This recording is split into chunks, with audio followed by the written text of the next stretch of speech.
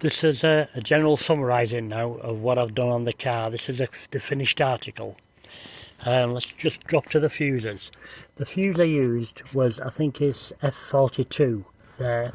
It's on a piggy bank. It's a mini fuse. That's a 5 amp on the top. That's the one that's feeding me lights. The earthing is earthed underneath on the back. They're both all connected with Wago power connectors. You can get them on eBay. 2, 3, 4, 5 way. I'm using a 3-way one. So I've got my live going in and my live going out to the actual light. Same with the negative side. It's the same type of block. So I've got a spare there in case I want to put another light on anywhere. So that's the power side of it. The overall finish I'm happy with. What I did initially was jack the car up, took the wheels off, removed all the plastic plugs around the side, all the plastic plugs underneath. There's two 7mm bolts holding this on besides the plastic plugs. Behind that you've got the stone guard. I think it's a T30 spline socket on them, and you've two 7mm bolts on there as well. Between the stone guard and this silver skirt here, you've got 3 more bolts positioned out. Them are T30 again, them need removing. Same on this side. Remember, try to take it out to about here. Don't pull it too far because that white plastic clip, if you snap it, it's a nightmare. You're going to have to get a new one to get it in. You've got all the studs to remove out of there, all the ones underneath. On the top, I have to take this radiator bottle off to get the 3 down there. The same down there, I have to get the 3 down that side as well. That's all that really holds the thing on. There's 2 bolts here to come out, a 7 and a 10, and a 7 and a 10 there. All this needs to come out, the plastic clips here and there. Remember to cover that, otherwise you could lock the bonnet and you're struggling. Under here you've got another plate with another set of 10mm bolts in. Them come out and you just got to fiddle the clip out. That's the clip down there with the 2 bolts in. So you take that one out there. Remember to support all this front part of the grill when you do it. To separate, just put a plastic bore jaw tool in, pull it down slightly, it will move, but to get it out totally you will need leverage like I used a screwdriver. The job itself I did on my own, except just lifting it back. That was the hardest part. I needed a 2-handed. Once I were back it was straight and it was simple to bolt up. There's nothing really hard in the job. It's easy to do. Take your time, watch what you're doing, that's all you've got to do, and you'll do the job without a problem. Good luck.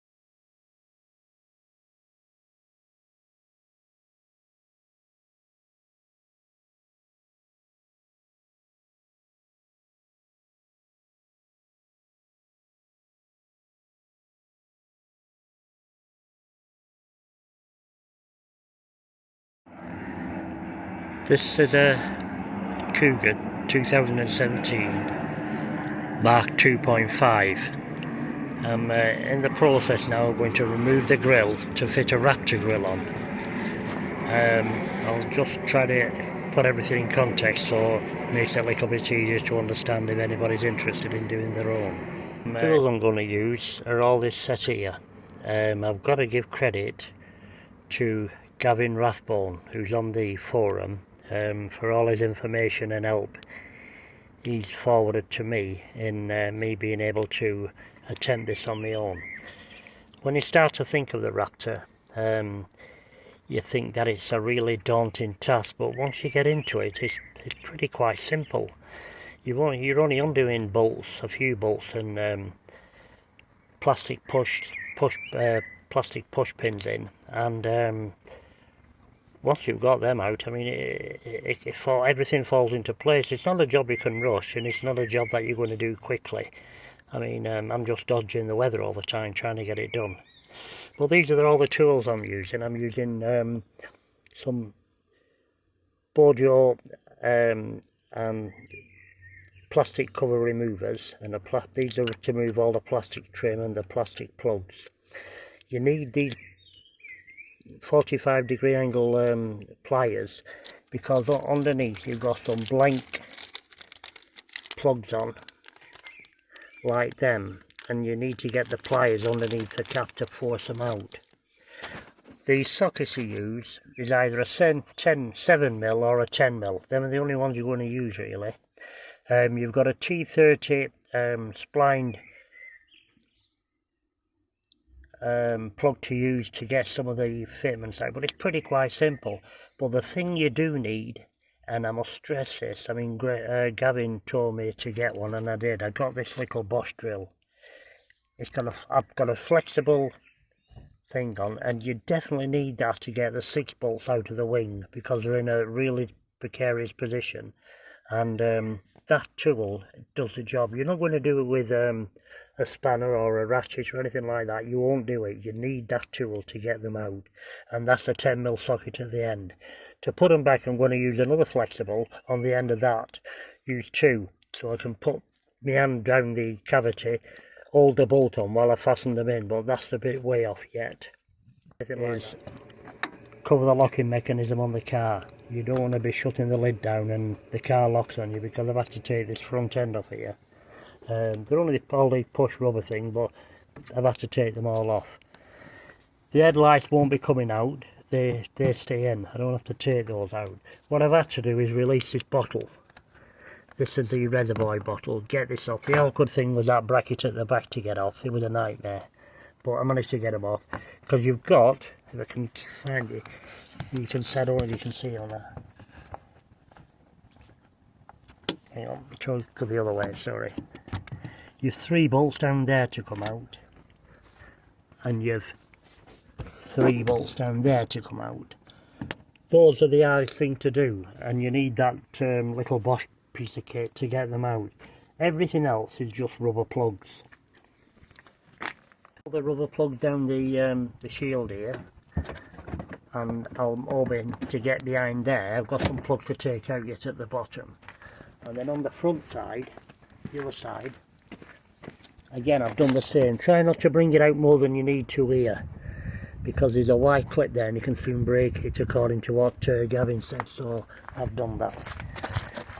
What I need to do behind the plastic housing is just disconnect the power lead to the spot lamps, and I can do that before I pull the thing away.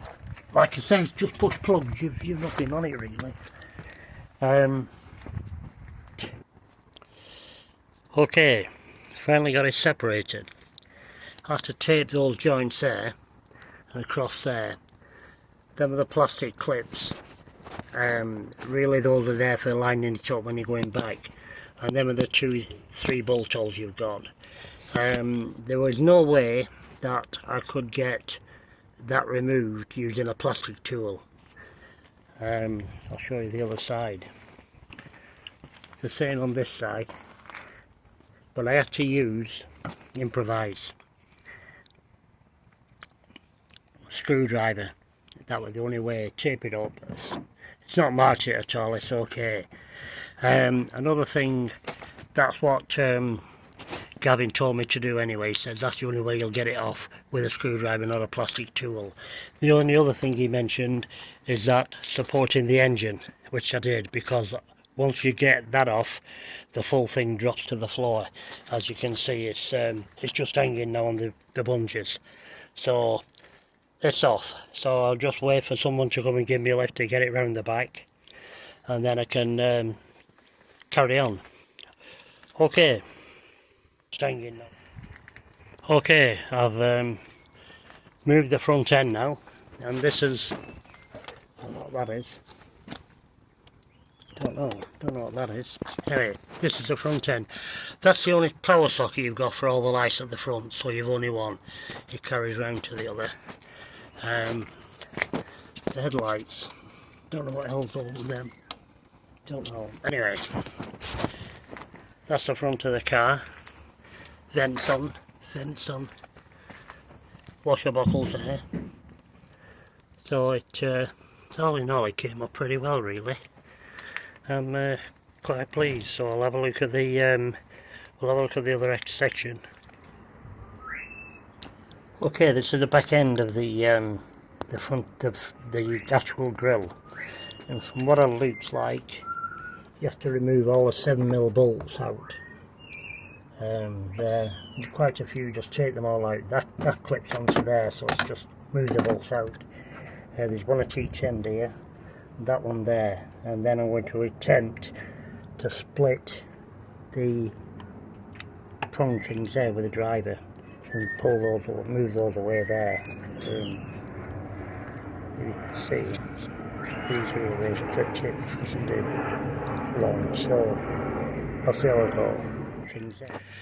Okay, that's the grill just put back on at the moment. It's only held in by, at the moment, one here and one at the other side of the 3 bolts either side. Them are the bolts in question. I'm going to use that tool to put them in. It's quite simple, quite easy.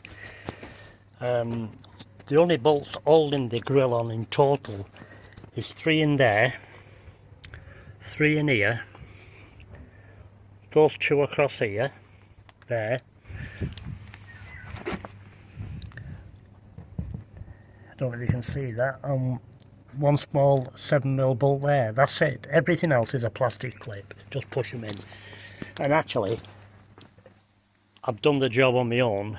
I just needed assistance to put the grill back on, which would really give me assistance last, and it just slid on. I couldn't believe how easy it was. I had bungee leads across here just to take the weight of it, and I just slid it on. It married up, no problem. Just got one bolt in, got one bolt that side, and that was it. And that's where I'm up to at the moment. So at the moment now, it's starting to come together, and it shouldn't take me long now. It's only a matter of getting all the plastic clips back, connecting the powers to the spots on that side, get these covers back on, and everything else is virtually under the bonnet. It's simple. It is simple to do. Now I've done it. It is quite simple, and it's not as daunting as you look on. You think, God, I've got to take all that up. But to be honest, you use your common sense. It's not as daunting as it is.